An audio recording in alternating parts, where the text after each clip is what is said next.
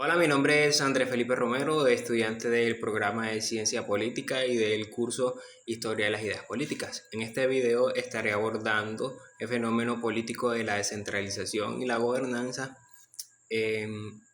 y haciendo un recorrido desde las ideas políticas desde la antigua Grecia hasta ideas políticas contemporáneas. Eh, a lo largo de la historia hemos visto cómo las ideas políticas influyen en nuestras relaciones con el poder, con la ciudadanía y la justicia. Y cómo estas teorías han evolucionado desde los pensamientos griegos hasta los pensamientos contemporáneos. En Colombia, el caso particular de estudio de este video es la descentralización, que inicia con la Constitución de 1991, y veremos cómo esta práctica varía mucho desde su concepción hasta su puesta en marcha, y cómo en el camino o en la práctica estos ideales pueden distorsionarse un poco. En la época clásica, pensadores como Aristóteles definieron a la política como el arte de buscar el bien común. En esa línea, la descentralización busca un bien colectivo en permitir que las regiones y la ciudadanía geográficamente distantes y históricamente vulnerables y atrasadas puedan tener una toma de decisión más activa en cuanto a la resolución de sus necesidades y de sus potencialidades. Eh, Sin embargo, esta descentralización también trae unos inconvenientes en su puesta en marcha. Vemos como dice DASA 2019, la autonomía local no garantiza por sí sola un ejercicio transparente y eficiente del poder. Vemos como en la actualidad esta descentralización, que también incluye el sistema general de participación y el sistema general de regalías, está inmerso en un gran sistema de clientelismo, de corrupción, en el que los recursos administrados localmente son muchas veces utilizados para fines políticos y fines de corrupción, como la compra de votos, el hostigamiento al elector, y cómo esta idea griega de que la política debe ser el arte de buscar el bien común pierde un poco o se distorsiona un poco en la práctica. Esto considerando que muchas veces los territorios históricamente apartados no han tenido un acceso o unas capacidades institucionales para garantizar la honestidad y la transparencia en la ejecución de los recursos. En la Ilustración se introdujeron principios como la libertad individual y la limitación del poder del Estado a través de la ley. Aquí vemos cómo surgen mecanismos como en el fenómeno de la descentralización, como la vigilancia y control en la administración de los recursos públicos, y cómo estas libertades individuales de los ciudadanos marcan o delimitan mucho el seguimiento a esta ejecución de los recursos, y cómo también el acceso a la información y a la capacitación limita en algunos escenarios locales la participación de los ciudadanos en esta vigilancia y control. También vemos muchas veces que en territorios marginados, vulnerables, la ciudadanía no es muy activa o no está muy motivada a participar en estos escenarios. Vemos muchas veces que en los municipios, como en el municipio en el que yo resido, las rendiciones de cuentas de los entes administradores como las alcaldías y las gobernaciones son escenarios con poca afluencia de ciudadanos, y de ciudadanos preparados y capacitados para hacer una verdadera vigilancia y control. Y cómo estas rendiciones de cuentas son muchas veces muy ligeras, muy desordenadas, y la ciudadanía no responde ni hace un llamado a la transparencia y hacer un control y un contrapeso a esos poderes que ostenta la administración local. Podemos complementar esta idea pensando en lo que decía Rodríguez y Serrano en 2021, que los mecanismos de control horizontal son insuficientes si no van acompañados de una ciudadanía crítica e informada. Esto hace mucha referencia a estas libertades individuales de los ciudadanos y cómo los ciudadanos participan activamente o no en la vigilancia y control de los recursos y de las administraciones. En la modernidad, autores como Marx señalan cómo las estructuras económicas pueden capturar las instituciones políticas. En Colombia vemos como la descentralización que pretende que los gobiernos locales tengan más disponibilidad de recursos y de participación en la satisfacción de las necesidades de sus ciudadanos, ha sido utilizada muchas veces como herramienta política o politiquera para administrar cuotas políticas en contratos o compra de votos muchas veces mediante prácticas corruptas, ilícitas. Y cómo esta herramienta de la centralización que buscaba un bien colectivo es muchas veces utilizado para buscar bienes particulares o intereses particulares por encima de los intereses de los territorios a los que apunta la descentralización, llevar inversión. Un caso reciente que vemos cómo estas prácticas corruptas alteran o vician, distorsionan el sentido original de este enfoque político de la centralización. Es el caso de Aguas Vivas en Medellín, donde vemos como un predio fue en posesión de particulares, su precio o su tasación de precio fue inflada para posteriormente ser adquirida con dineros públicos. Aquí vemos cómo estas prácticas políticas que disponen, por ejemplo, de los planes de ordenamiento territorial, se convierten en cartas de intercambio, cartas de negociación con los intereses económicos en las regiones. Las teorías contemporáneas como las de Nancy Fraser, que contemplan una mirada hacia la justicia social y cómo esta justicia social requiere una distribución, reconocimiento y participación de los ciudadanos, y cómo estas tres dimensiones deben apuntar a la justicia social y cómo esta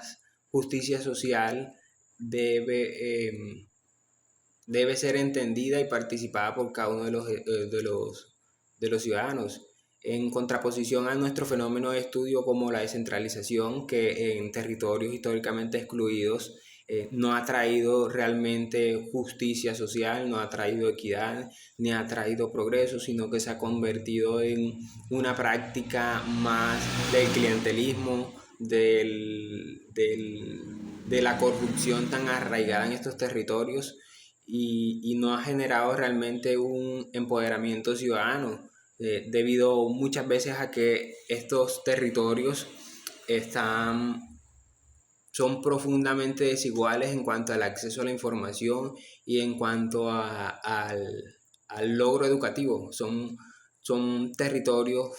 donde las personas muchas veces son en gran porcentaje analfabetas o no logran terminar sus estudios básicos ni bachillerato. Continuamos con las corrientes de pensamiento político liberales en las que, por ejemplo, John Stuart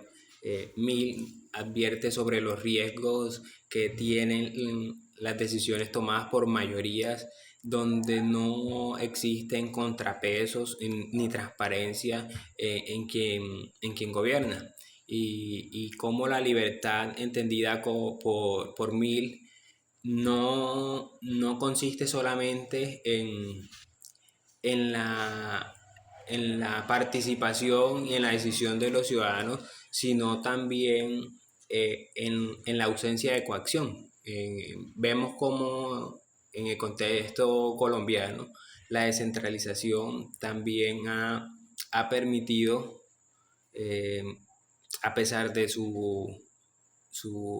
objetivo de ayudar a los territorios vulnerables, excluidos, geográficamente apartados, eh,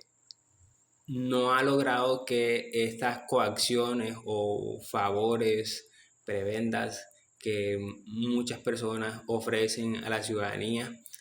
logren eh, limitar esa coacción que se le hace al elector y cómo estos favores que ha traído la descentralización limitan esas libertades y esa participación real de los ciudadanos en las decisiones. Adicionalmente vemos como en el contexto colombiano y latinoamericano los movimientos sociales, como plantea Zamora en 2016, tienen un papel clave en la democratización del Estado y cómo esta participación de movimientos sociales, de defensa de derechos humanos, ha contribuido a que el Estado deje de pensarse muchas veces central, absolutista y sin contrapesos en la ejecución de sus políticas. Y cómo muchas veces desde la participación de vedurías, de controles que hace la ciudadanía misma, contribuyen o ayudan a que cada día seamos una sociedad un poco más transparente y un poco más participativa en la toma de decisiones, pero también en la vigilancia y en la apuesta a que seamos una sociedad cada vez más consciente de su rol, de su papel en la construcción de un Estado más transparente, más honesto. Esta participación de los movimientos sociales como en Colombia, vemos que muchas veces no tienen garantías, vemos como Colombia es un país muy inseguro para líderes sociales y gran parte del conflicto armado en Colombia apunta muchas veces a esos líderes sociales, a esos movimientos sociales que pretenden incentivar a la ciudadanía a participar y a comprometerse con, con los intereses propios del Estado, de la sociedad. Y cómo dinámicas tan complejas en Colombia como el conflicto armado también han contribuido a que este proyecto de descentralización no avance desde términos mucho más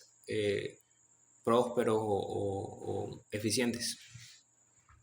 Finalmente, como conclusión, vemos como la ciencia política tiene un papel importante en cuanto a resolver muchas de estas problemáticas, y es que no debe basarse únicamente en describir el problema o señalar las causas de estas problemáticas, sino también que debe intervenir o tomar parte muchas veces aquellos que estamos siendo formados como politólogos en en propiciar estos espacios para que la ciudadanía también comience a interesarse en la participación política, comience a interesarse en la vigilancia y control, y que entre todos podamos construir una sociedad más justa, más transparente, donde aprendamos a defender nuestros derechos y no dejarnos muchas veces coactar, comprar o hostigar para tomar decisiones que muchas veces están ligadas a intereses económicos, a intereses clientelistas o corruptos. Dice Redberg 2013, los politólogos no solo deben explicar la realidad, sino transformarla desde el conocimiento y la acción pública. Las ideas políticas desde la antigüedad siguen presentes en muchos de los fenómenos políticos actuales, y cómo esas ideas y esos objetivos de libertad, de justicia y de democracia requieren tanto la participación ciudadana activa y responsable, como instituciones mucho más sólidas y de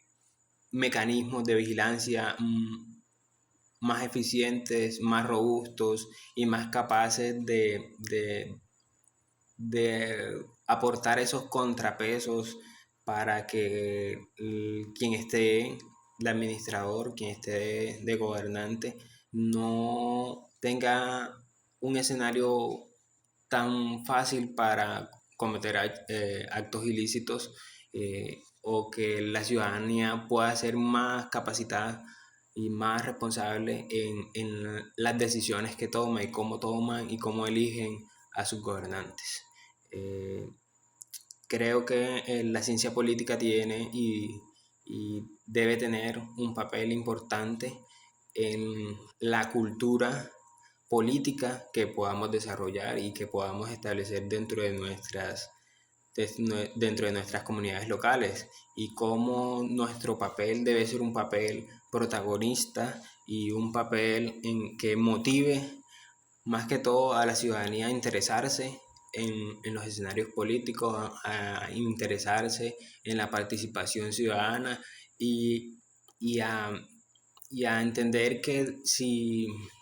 nos miramos como colectivos, estamos favoreciendo mucho más los intereses individuales que si nos interesáramos únicamente en nosotros. Si ponemos nuestra mirada primeramente en lo colectivo, estaríamos ayudándonos mucho más que si comenzamos a mirarnos desde puntos de vista mucho más individuales. Vemos como fenómenos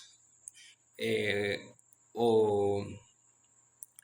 estrategias, proyectos que se pretenden positivos como desde la descentralización, si no hay las condiciones propicias para que éste se dé de buena forma, terminan inmersos en redes de corrupción, de clientelismo, que distorsionan un poco la idea y el fundamento de estos proyectos políticos, y cómo las condiciones actuales en las que vivimos no obedecen o no han tenido un impacto en esta política de descentralización. Eso es todo y espero que se haya entendido.